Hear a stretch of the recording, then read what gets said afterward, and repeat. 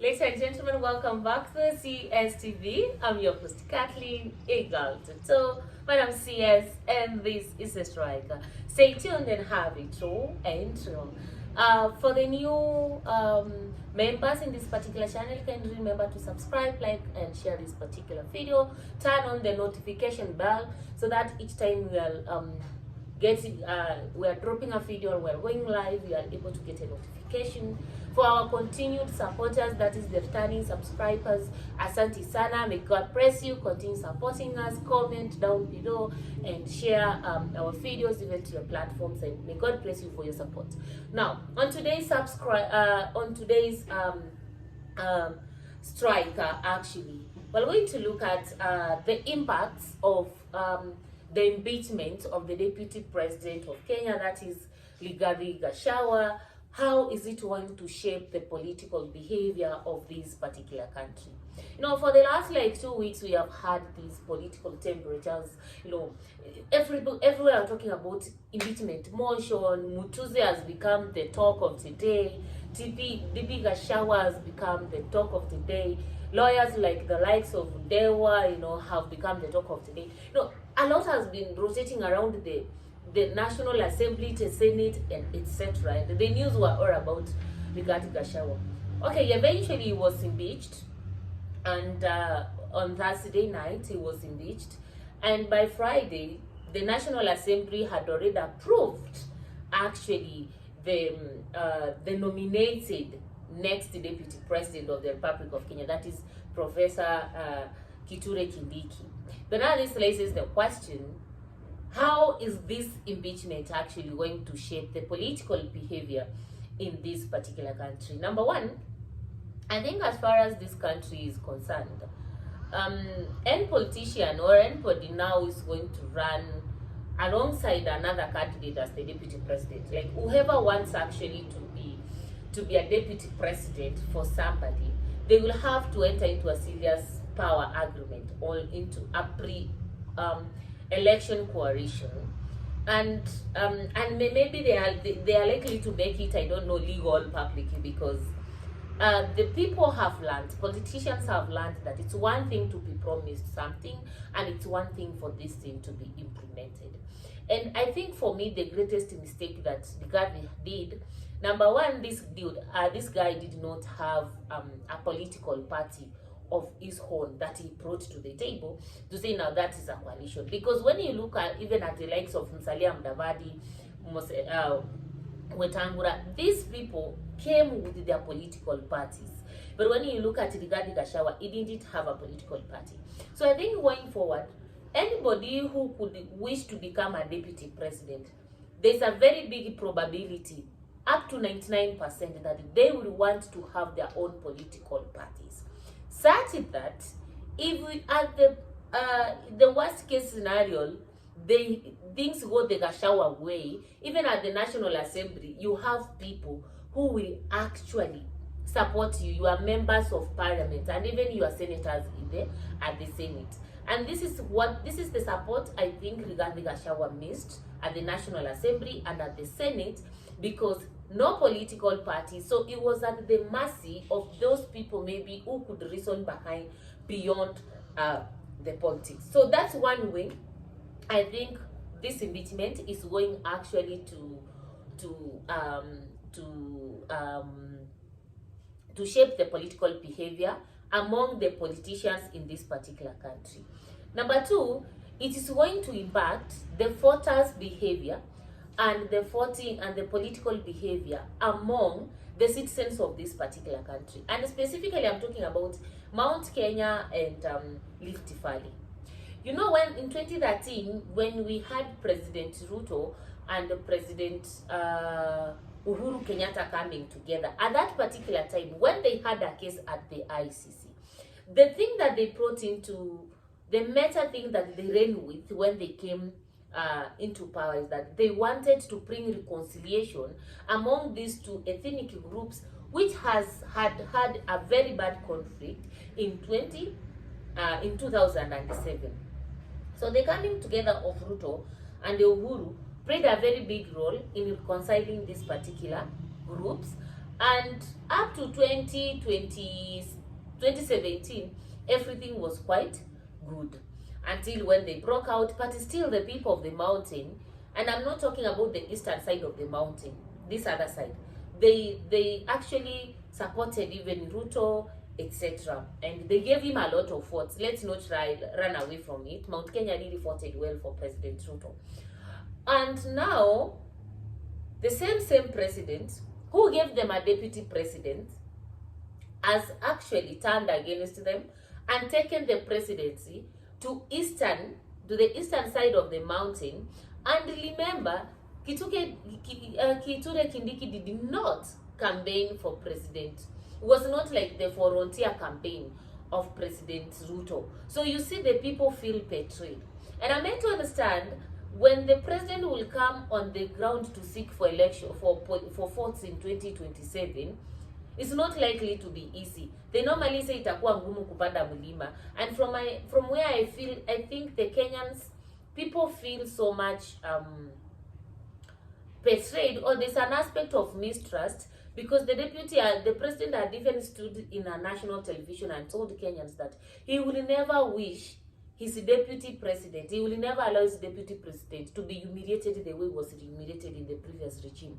But 2 years down the line, we see his deputy being humiliated by even members of parliament in the backyard of the members of the in the backyard of the deputy president's residency. Your president is being impeached, being taken into a political fiasco, and you are required. So I'm meant to understand that the people of Kenya may have lost some form of trust from them for the current regime, and come in 2027, we may see different voting patterns, especially in this side of Mount Kenya where the deputy president actually comes from. I think they feel betrayed, and we are no longer going to use those politics siniliwapatia sinimewa, because ulitupatia na umechukua. So that is another way I feel like the political behavior of this particular country has been shaped so badly, and it's going to affect even the people, how the people are going to vote and even receive the campaigning teams. Number 3 is about the impeachment of politicians. For a long time we have had these cases where the politicians, the governors are the people who are impeached, and the deputy governors. The likes of Kawera Mwangaza have come to the Senate, I think 3 times, and we have had several cases of people coming to be impeached. But these are the governors, and we have been terming this as the political fiascos of the counties. But now imagine, for the first time, we have a deputy president being impeached. Now, as at the moment, it may look as a win and the best card that maybe the Kenya Kwanza government played against Gachagua. But sometimes we say mtego wa panya uingia waliomo na wasiomo. And sometimes what you dig right now, thinking that it's not you going to enter, there's a very big probability as you run forward, you may be running back and end up at the same hole. Why am I saying this? When you look at the petitions, all the 11 grievances that were put against the deputy president for impeachment, if we were to go with the constitution honestly, none of those petitions would hold water. Because, number one, tell me why a family issue in terms of a will could be a national thing to be discussed to take away somebody's leadership position, when we even don't have any member of that particular family to come in front and say, the deputy president has done this to us, he has changed our will, he's taken our property, etc. So when you look at the grievances that were raised against the deputy president, they were not actually constitutionally valid or constitutionally tangible to remove the deputy president from the office. But because it had to be done, we overlooked that, and the deputy president has been impeached. This has set a precedent on how easy it is to remove a deputy president or even a president from the seat using impeachment. Because if somebody comes from there and say, oh, there's a wife somewhere, or there's somebody somewhere is complaining maybe about the Kithure Kindiki always complaining about the president. What will stop people, or what will stop somebody taking a censure motion to impeach the president? So I'm looking at the way we have done this. It's going to make impeachment of public of the presidents and the deputy presidents easy in this particular country, such that we may never have a stable political situation in this particular country, because we have set a reference point.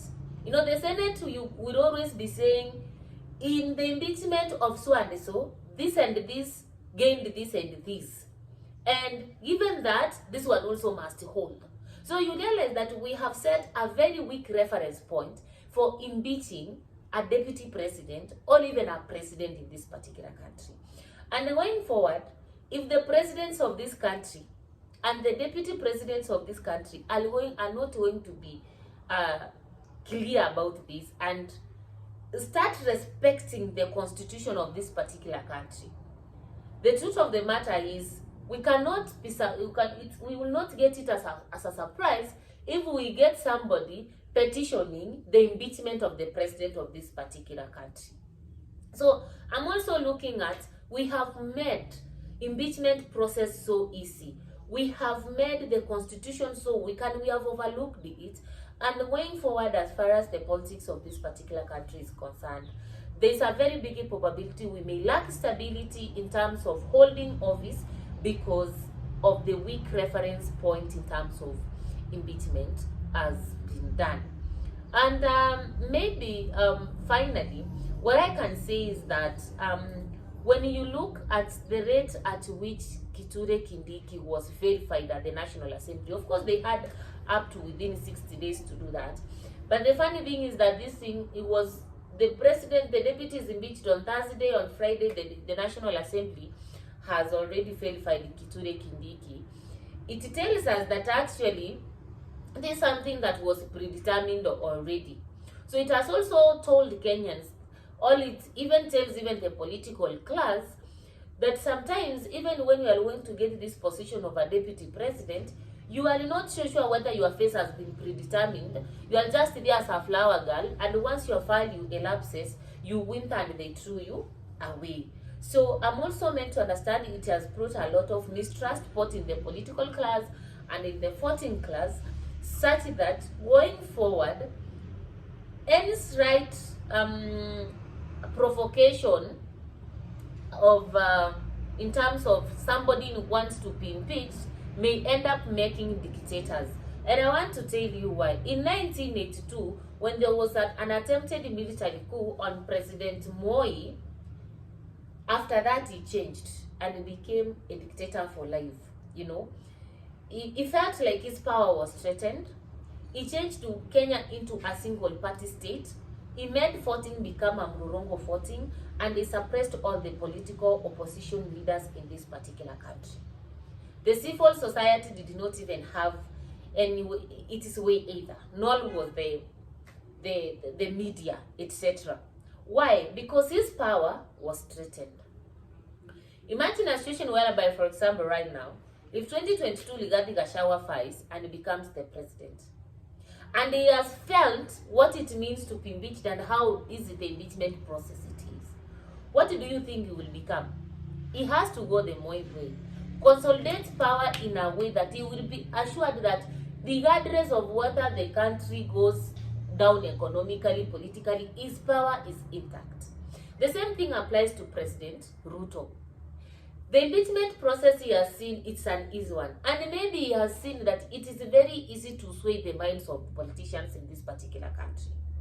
So what is he going to do? He has to consolidate his power so well, such that he moves out of power when he wants, or when the constitution allows.